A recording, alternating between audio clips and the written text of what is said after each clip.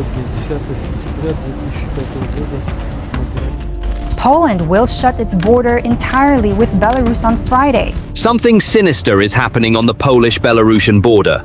The crossings are closed, and the border is packed with soldiers. Belarusians dreaming of crossing from Belarus to Poland and Europe are now helpless. A human tide forms long queues, hundreds of freight trucks wait, and even the Eastern Express trains cannot pass. China's trains, Belarus's trucks, Putin and Xi's dreams are all stuck in the same frame.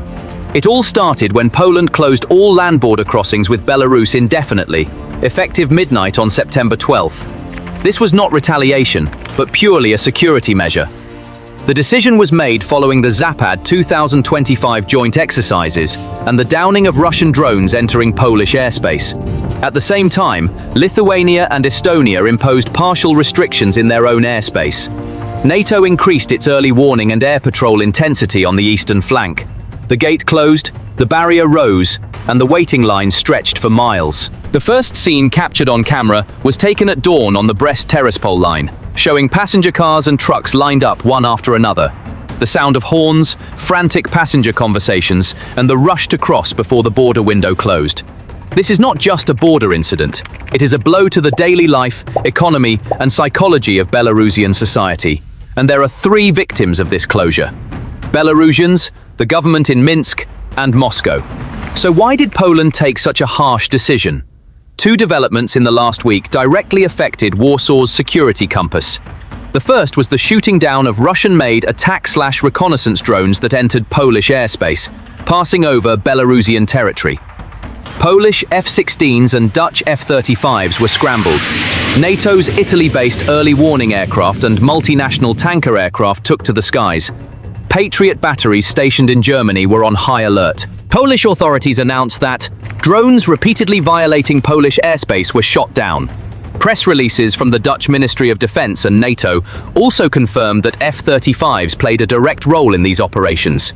It was not disclosed exactly which weapons were used to shoot down the drones, but the standard air patrol configuration of F-16 and F-35s includes AIM-120 class medium-range air-to-air missiles and close-in gun/CI strike options.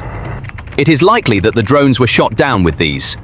While the airspace was being scanned end-to-end, civilian flights were temporarily suspended and runways were closed at some airports. This was one of the harshest immediate response scenarios seen to date on NATO's eastern flank. The second development was Poland's military and physical reinforcement of its eastern border.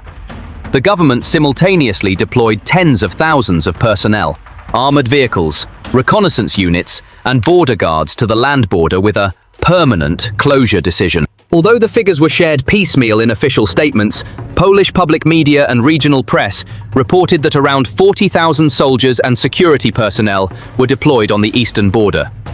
Permanent fortifications and sensor networks were also included in the security system as part of the Eastern Shield project. Thus, the borderline has been transformed from a single phase to a multi-layered model against the risks of migration management, smuggling, and infiltration.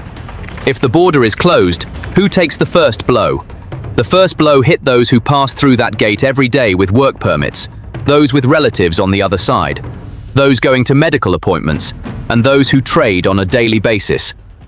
When the closure was announced, queues formed overnight on the Belarusian side.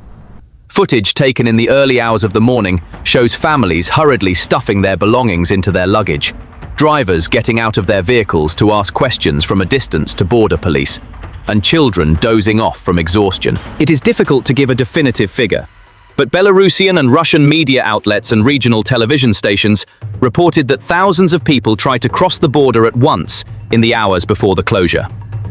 Although Poland has exception procedures for humanitarian reasons, exceptions are far from a real solution in a regime where the gates are closed. Why are truck queues critical? Because Belarus's lifelines are not limited to oil and fertilizer exports. The supply of many products, such as spare parts, food, medicine, electronics, and construction machinery, depends on wholesalers, distribution warehouses, and transit corridors on the EU side. The closure is forcing truck traffic to suddenly turn eastward.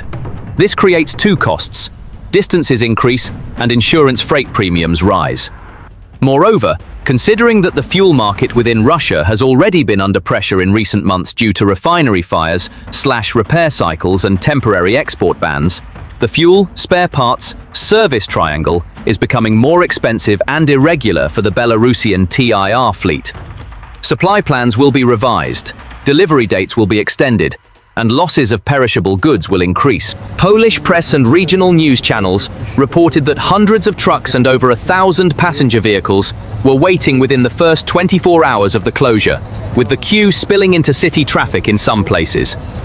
During the same period, even Belarusian state media acknowledged unusual congestion at some crossing points, which is a rare admission. The sudden closure of borders disrupts people's plans, but the real damage comes from uncertainty. If there is no answer to the question, when will the border gates open, all scheduled tasks such as school registration, employment contracts, supply agreements and hospital appointments are disrupted. Bank transactions are delayed, false alarms are triggered on card spending, and the inflow of cash in euros, dollars from abroad decreases. This scenario rapidly increases psychological tension in a country like Belarus, which is centrally planned and security-focused. Meanwhile, there is a donation campaign for Ukraine by United 24 in the video description. If you want to take part in the fight for freedom, we are waiting for your support. Now let's get back to our main topic. The question, should we stock up, circulates in people's kitchens, and a reflex to fill up fuel tanks out of caution emerges at city gas stations. Even without actual scarcity, the feeling of scarcity pushes prices up. Some people look for ways to leave Belarus. Some use legal visa channels, others take illegal paths. This possibility is not new. Since 2021, irregular crossing pressure along the Belarus-EU border has been increasing in waves. Monthly reports from the Polish Ministry of the Interior and Border Guards show that attempts at irregular crossings originating in Belarus have risen again throughout 2024 to 2025, with thousands of attempts recorded in a single month in August 2025. Closing the border does not stop this traffic overnight. It changes the route, increasing the risk and cost. On the other hand, geography is like an economics lesson. As alternatives diminish, bargaining power declines. With the door to the west closed, Belarus's goods and people are effectively forced to use Russia as their main exit-entry route. This increases the weight of ruble-based transactions, limits foreign exchange earnings, and inflates logistics costs. In recent months, Russia's fuel market has been volatile, with sales quotas and queues appearing in some regions. This also affects Belarusian transporters and industrialists' access to fuel. Moreover, as sanctions controls tighten, the grey areas in re-exports and third-country routes are shrinking. As a result, Belarusian producers transport goods at a higher cost over longer routes. Belarusian consumers see higher prices on store shelves. Currency shocks and inflation expectations widen the wage-price gap. What is Poland's 40,000-person arrangement aiming to achieve? Maintaining a high number of ground forces serves three purposes.